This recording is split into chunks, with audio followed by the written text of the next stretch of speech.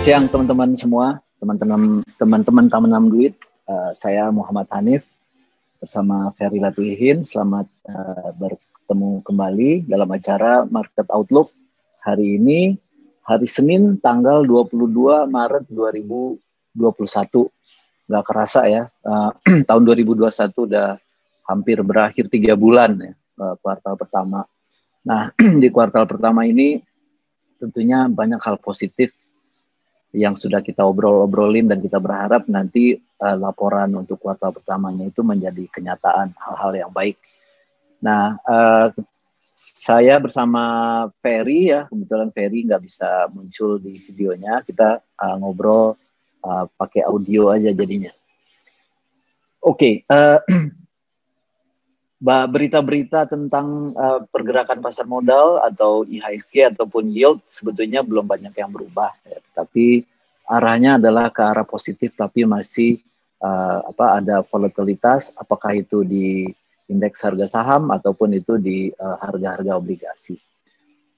Bos Ferry, bisa dengar Bos? Om Ferry? Bisa Bos. Oke. Halo. Nah, judulnya kan kita, halo Fer, judul kita kan adalah Spring in April gitu ya.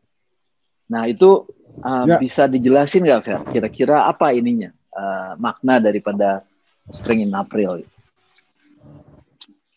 Ya gini, Spring in April itu ya musim semi baru mulai di bulan April ya, bunga-bunga baru bermunculan ya kan, winter sudah, angin winter yang dingin udah lewat ya kan, tinggal menunggu musim panas di bulan Juni, Juli atau Agustus gitu kalau di Eropa ya. Nah juga sama dengan stok, saya lihat juga baru mulai spring, baru mulai kelihatan trennya itu di bulan April. Kenapa bulan April? Karena kembali lagi orang masih menunggu data-data yang sangat krusial setelah 1 tahun ini pandemi berlalu ya kan. Ini apa yang terjadi di kuartal pertama tahun ya kan. Kalau tahun 2020 orang udah tahu semuanya rata buruk ya.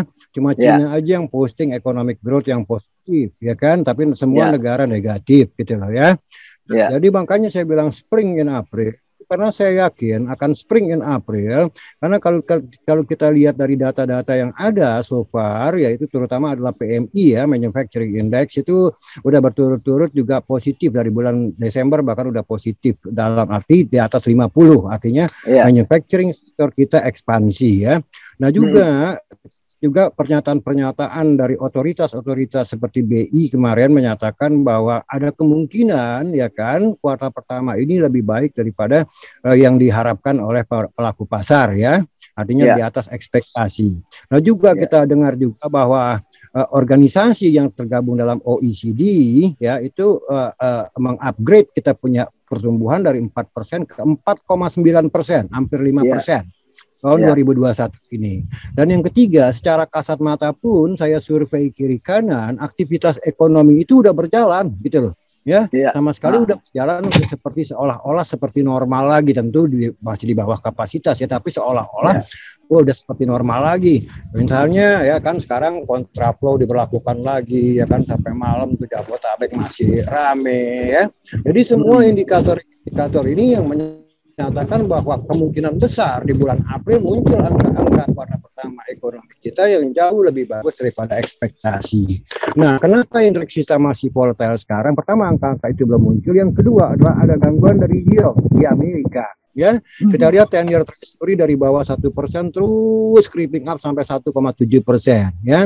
Nah, ini tentu mengganggu pasar obligasi kita dan mengganggu juga rupiah kita ya. Jadi pasar masih jit. Ya. Tapi kalau kita lihat jauh ke depan, saya sangat optimistis sekali bahwa April akan mulai kelihatan pola tren ke atasnya, dan saya yakin indeks masih akan menyentuh 7.000 tahun ini. Oke.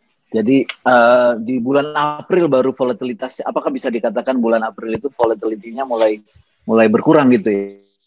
Ya, mulai berkurang dan orang mulai firm percaya bahwa everything is alright gitu loh ya. Jadi saya sendiri juga merasa sebagai ekonom, saya lihat ke depan trennya sampai tahun 2023 masih tren up. Karena apa? Semua government dan bank sentral di seluruh dunia sampai 2023 itu akan menjaga likuiditas, Bos. Nggak bisa enggak.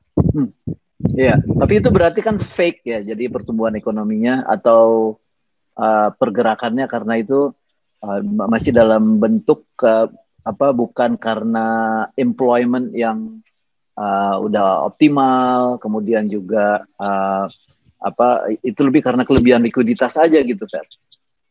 Nah iya, karena employment di Amerika itu masih di sekitar, kalau mau dihitung-hitung sama orang yang pull out dan segala macam, masih di atas 9%, bahkan 10% gitu. Masih lama, a long way to go. Makanya si The Fed memberikan satu forward guidance bahwa paling cepat 2023 baru mereka utak-atik suku bunga gitu loh ya.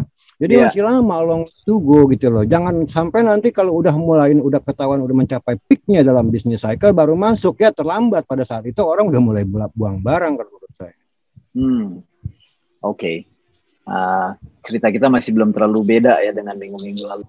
Fer, kalau dari sisi yang disampaikan oleh pemerintah mengenai vaksin ya, apakah vaksinasi ini tergolong sukses atau masih belum? Sukses, atau gimana? Sukses, tergolong sukses. Di Amerika bahkan dari 1 juta orang per hari sekarang sudah 2 juta orang. Distribusinya lancar. Ya, juga di Indonesia saya lihat distribusinya lancar, nggak ada gangguan, dan kita lihat juga kurva coronanya semakin lama semakin turun. Udah mulai melandai dan sangat tajam sekali melandainya. Jadi kembali lagi, market udah nggak khawatir dengan corona karena distribusi dan vaksin is there, distribusinya juga lancar. Cuma yang market itu yield di Amerika. Dan yang kedua, angka-angka kuartal pertama belum keluar. Oke. Jadi sebetulnya cerita tentang COVID ini bisa dibilang udah hampir selesai gitu ya, Fer ya. Jadi orang lebih hampir selesai.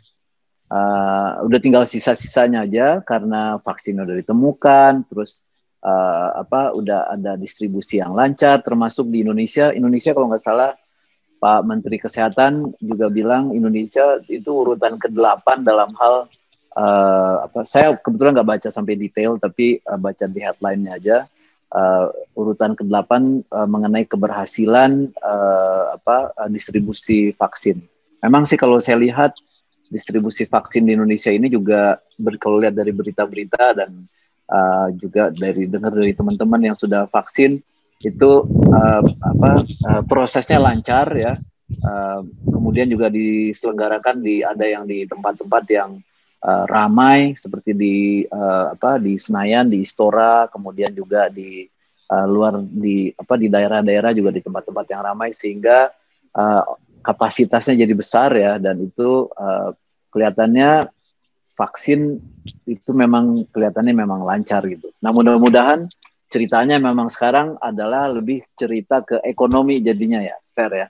Nah, apakah di inflasi di tahun ini, Fer, di Indonesia juga akan seperti di Amerika, di mana Amerika itu kan nggak tinggi, bahkan mungkin mencapai 2% aja itu mungkin susah gitu, Fer. Apakah di Indonesia itu juga inflasi masih di dalam tahap-tahap yang seperti sekarang, level yang seperti sekarang, di sekitar mungkin nggak sampai 2% kali yang inflasi tahunan. Kalau inflasi the whole year 2021 ini saya estimasi sekitar 3% tuh pasti nyampe ya, 2,93%, tidak membludak. Nah, karena apa? Kembali lagi, ini recovery ini belum bisa melompati kapasitas produksi. Jadi kapasitas produksi belum semuanya terpakai, sehingga tidak ada tekanan harga gitu loh ya.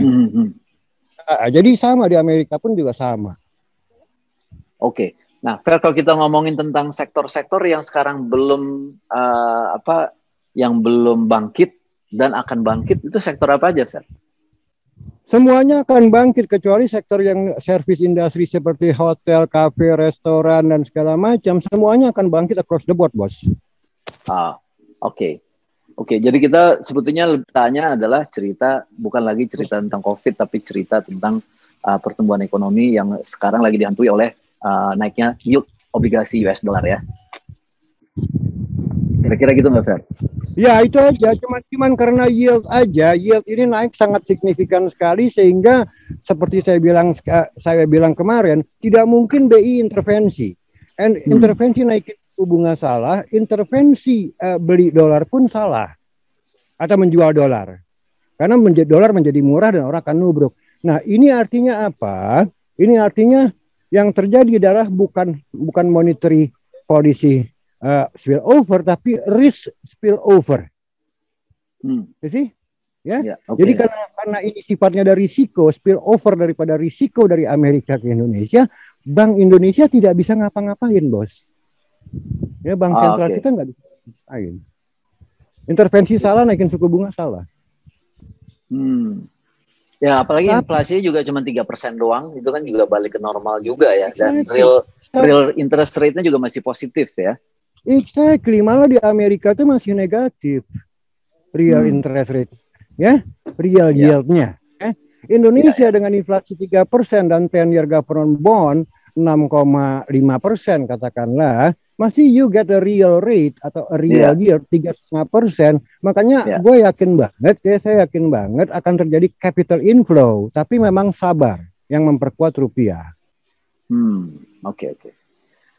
Oke, teman-teman semua, itu udah cukup jelas tadi yang disampaikan oleh Ferry ya. Saya rasa udah nggak ada lagi, Fer. Cerita kita selesaikan di sini. Ya. Oke, Fer. Terima kasih banyak. Ada closing statement, Fer? Ya, closing statement saya tetap buy karena justru pada saat market merah begini buy. Oke, teman-teman semua, demikian ulasan The Market Outlook bersama saya, Muhammad Hanif dan Ferry Latuhihin. Sampai ketemu lagi di pekan depan ya, tanggal 29 Maret 2021. Ciao. Ciao. Oke, Bos.